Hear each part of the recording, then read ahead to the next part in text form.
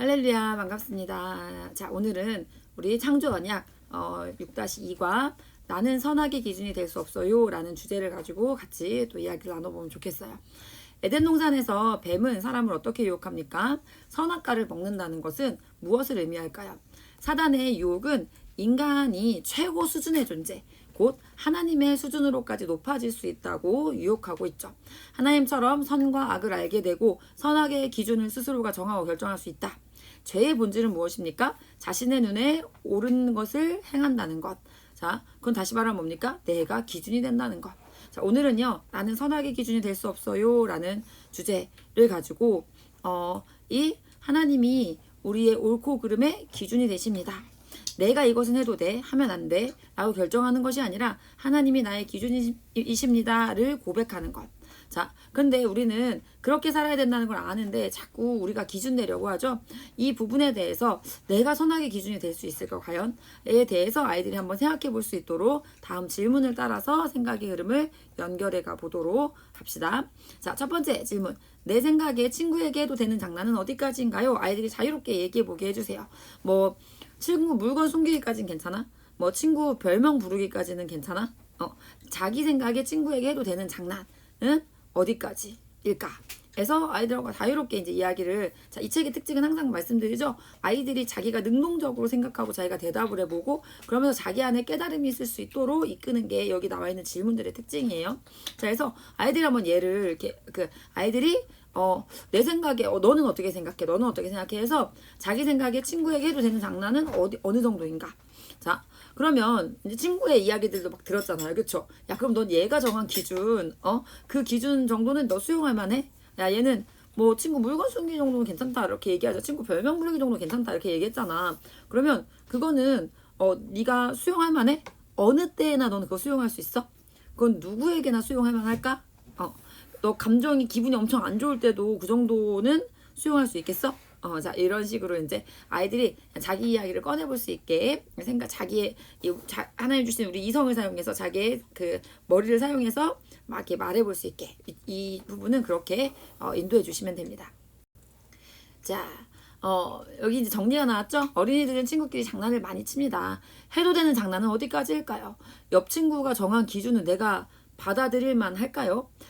예를 들어서 친구 물건 숨기기, 친구 별명 부르기 이 정도 장난은 해도 될까요? 어느 때나 누구에게나 이해할 만한 기준이 될 수 있을까요? 내가 괜찮다고 생각하는 정도의 장난이 친구를 화나게 할 수도 있죠. 우리는 어떤 때는 친구의 장난을 이해해요. 하지만 어떤 때는 친구의 장난 때문에 막 열받고 짜증나요. 우리 사람은 기준이 될 수 있을까요? 우리 사람은 기준이 될 수 없습니다. 우리 사람의 기준이란 기분이나 상황에 의해 좌지우지 되기도 한다는 거죠. 자, 그럼 세 번째 질문. 여러분은 어떤 사람이 대통령이 되었으면 좋겠습니까?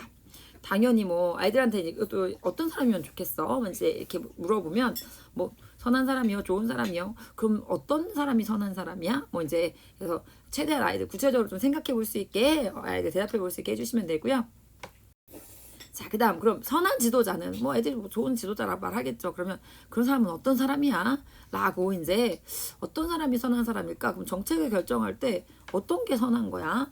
자, 대통령으로서 이 일을 할 때 대체 어떻게 해야지 선한 거야? 자, 라는 거를 아이들이랑 자유롭게 이야기 또 나눠보시고요. 그리고 이제 여기 정리하는 글이 또 나와 있죠. 자신의 편리함과 유익함만 추구한다면 우리는 그를 선한 지도자라고 말할 수 있을까요? 없겠죠. 선한 지도자는 우리가 어떤 사람을 선하다고 생각합니까? 선한 지도자는 자기 자신만을 생각한다면 그걸 선하다고 생각하지 않겠죠. 자신보다 타인을 생각하는 사람을 우리는 선한 사람이라고, 선한 지도자라고 생각할 거예요. 전직 대통령들이 비난받는 이유 중에 하나는 뭡니까? 자신에게 주어진 힘을 자신을 위해 또는 자신의 지인을 위해 사용했다라는 그걸로 이제 비난을 받았었죠. 사람들은 그것에 다 같이 막 화가 났었죠.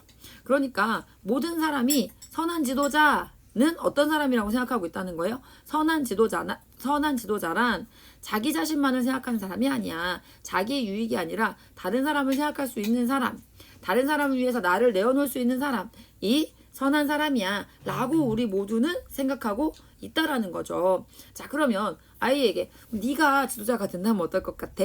네가 왕이 된다면 어떨 것 같아? 라고 이제 얘기를 해요. 왕이 되면 좋을까요? 자, 왕이 되면 그러면 너는 어떤 왕이 될 것 같아? 자, 우리는요, 내가 좋든 싫든요, 인생을 살면서 지도자의 자리에 다 서게 됩니다. 우리는 영향력을 끼치는 자리에 있게 돼요. 다만, 우리가 영향력을 끼치는 자리에 있는데 선한 영향력을 끼치느냐, 나쁜 영향력을 끼치느냐지, 지도자 자리에 안 설 수 있는 사람은 없다는 거죠. 자, 그 지도자의 자리에서 나는 어떤 모습으로 살아야 될까? 또 아이들이 한번 생각해 볼 수 있게 되는, 이 시간이 되면 좋겠어요. 그래서, 왕이 되면 좋을까? 우리는 다 왕 되고 싶은 마음, 왜 왕은 마음대로 할 수 있을 것 같으니까. 그런데 다 악한 왕이 되고 싶은 사람은 없다는 거죠. 그런데 우리가 방금 생각해 봤잖아요. 선한 지도자는 어떤 사람? 나를 희생할 수 있는 사람, 다른 사람을 생각할 수 있는 사람. 자, 그것을 위해서 다음 질문이 준비되어 있습니다. 그래서 그럼 네가 왕이 돼. 그럼 너는 당연히 나쁜 왕이 되고 싶진 않잖아. 선한 왕이 되고 싶잖아. 그치? 그럼 선한 왕은 우리가 아까 생각해보니까 나 자신만 생각한 사람이 아니야. 다른 사람을 생각할 수 있는 사람이야. 자, 그러면 그건 다시 말하면 뭐냐면 희생할 수 있는 지도자야 된다는 거야. 나를 내어놓을 수 있는 그런 지도자가 멋진 지도자라는 거야. 자, 그러면 어디까지 너는 희생할 수 있어? 어디까지 희생할 수 있어?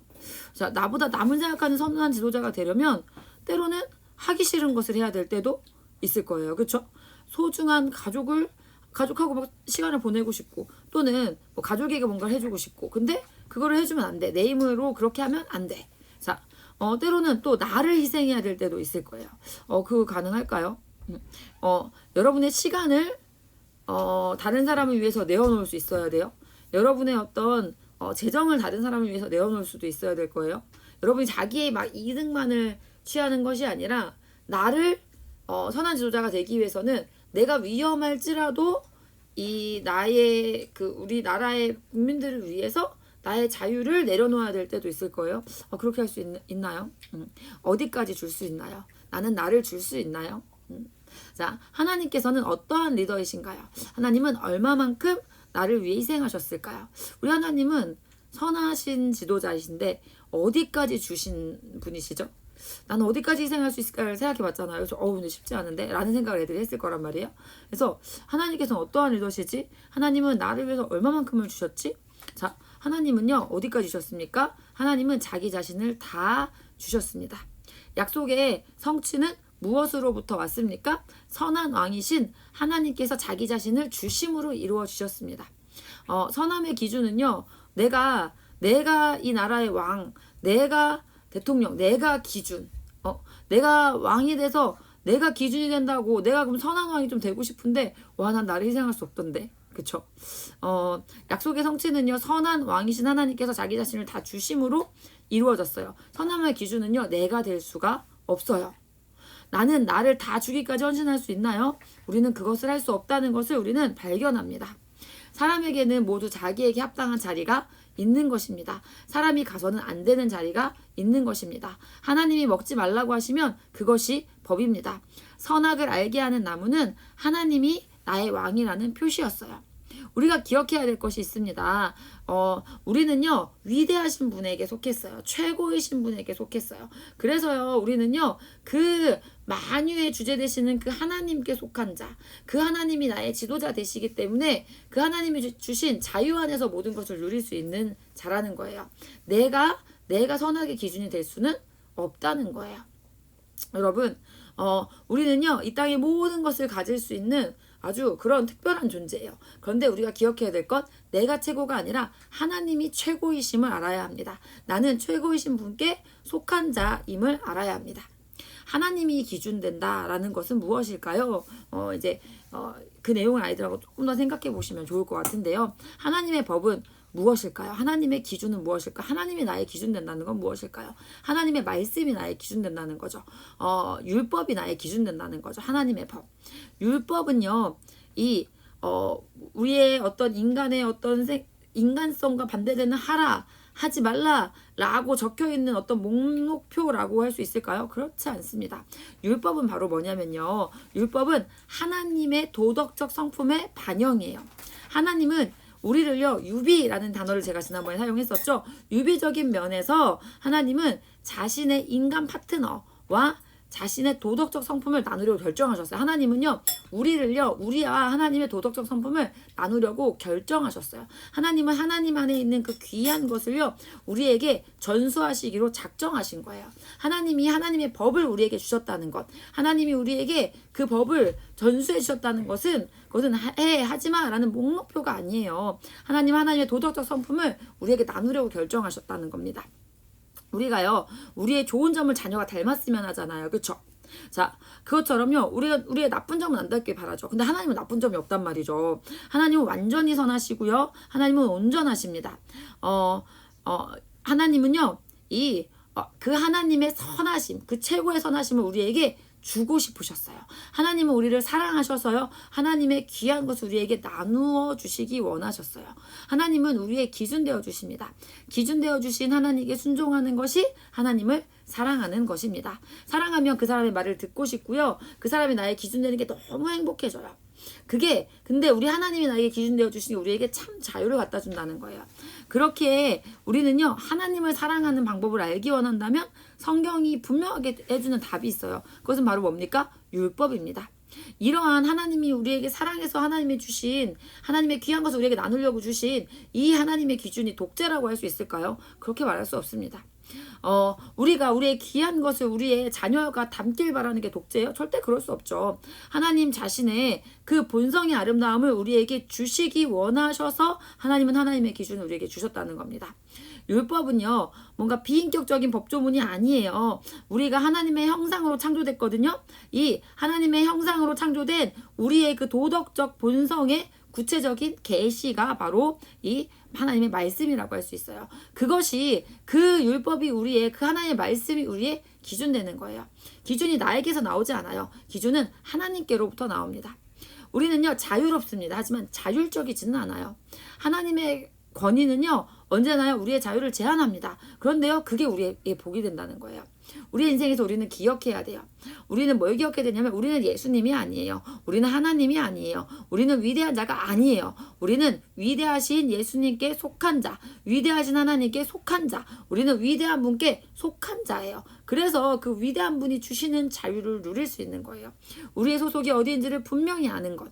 우리는 하나님의 사랑받는 자녀, 사랑받는 자녀같이 하나님을 본받는 자가 되어야 할 자다. 이거를 기억해야 돼요. 마음에 하나님 두기를 싫어해. 그래서 하나님을 기준 삼지 않아. 그때 어떠한 일이 일어납니까? 로마서 1장 28절에 보면 이런 예가 나오죠. 그들이 하나님을 마음에 두기를 싫어하면, 이게 뭐예요? 하나님을 자신의 기준 삼지 않는다는 거예요. 하나님의 말씀을 기준 삼지 않는다는 거예요. 하나님 두기를 싫어했어. 자, 그래서 어떤 일이 일어납니까? 그들을 그 상실한 대로 내버려 두사 합당하지 못한 일을 하게 하셨으니. 그래서 어떤 일이 벌어져요? 불의, 추악, 탐욕, 악의가 가득한 자요, 시기, 살인, 분쟁, 사기, 악독이 가득한 자요, 수근수근하는 자요, 비방하는 자요, 하나님께서 미워하시는 자요, 능욕하시는 자요, 교만하는 자요, 자랑하는 자요, 악을 도모하는 자요, 부모를 거역하는 자요, 우매하는 자, 배약하는 자, 무정한 자, 무자비한 자. 그들이 이 같은 일을 행하는 자는 사형에 해당한다고 하나님이 정하심을 알고도 자기들만 행할 뿐 아니라 또한 그런 일을 행하는 자들을 옳다고 한다. 여러분, 자기가 기준된 삶은 이런 삶이라는 거예요. 지금 로마서 제가 1장 28절부터 32절까지를 여러분한테 읽어드린 거예요. 여러분, 우리에게 하나님이 기준되어 주신다는 거, 그래서 우리에게 제한이 있다는 게 얼마나 큰 복인지 몰라요. 주님이 우리의 기준 되어 주심이 진짜 우리의 복이에요. 마음에 하나님을 모시고 살아갈 수 있는 게, 하나님의 말씀을 기준 삼는 하나님 나라의 백성으로 살아가는 우리가 얼마나 복된지를 우리 아이들이 생각할 수 있는 시간. 내가 기준 될 수가 없구나. 이 사람이 아니라 하나님 우리에게 모든 것을 주신 그분이 나의 기준 되어 주시는 거구나. 나를 정말 사랑하신 그 가장 선하신 분, 나에게 자기 자신을 주시까지 나를 사랑하시는 그분이 지금 나에게 하나님의 그 도덕적 성품을 나의 기준 되게 하셔서 우리 하나님을 닮아가게 하시려는 거구나 라는 하나님의 마음이 우리 아이들에게 전달되는 시간이 되면 좋겠어요. 자, 오늘은 여기까지 하겠습니다. 감사합니다.